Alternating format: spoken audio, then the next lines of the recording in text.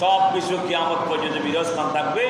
আমার রসুলের সব কিছু যা কিছু করে দিয়েছে সেই অনুযায়ী মুসলমানরা কাজকর্ম করবে। এমনকি মুসলমানের মধ্যে বিজ্ঞানীরা যারা গবেষণা করে সব কিছু আমার রসুলের কথা কাজ নিয়ে কর্ম নিয়ে সব কিছু কী করে গবেষণা করে বাহির করে। আমার রসুল বিজ্ঞান, আমার রসুল কোরআন, আমার রসুল হাদিস শরীফ, আমার রসুল ইসলাম ইত্যাদি ও রসুলকে গবেষণা করে করে রসুলের পথ অনুসরণ করে করে মানুষ দিন দিন বৃদ্ধি পাচ্ছে, রোগ নির্ণয় করতেছে। সেটা রসুল করে দিয়েছে, কোরআনে আল্লাহ করে দিয়েছে, এদিকে রসুলের বাক্য করে দিয়েছে।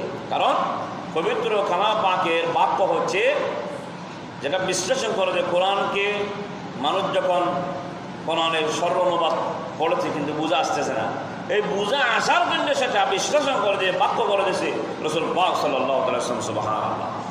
এই জন্য রসুলকে গবেষণা করে করে মানুষ রাস্তাতে দিন বোঝা যাচ্ছে আপনার রোগ নির্ণয় করতেছে, বিভিন্ন ধরনের সমস্যার সমাধান করতেছে।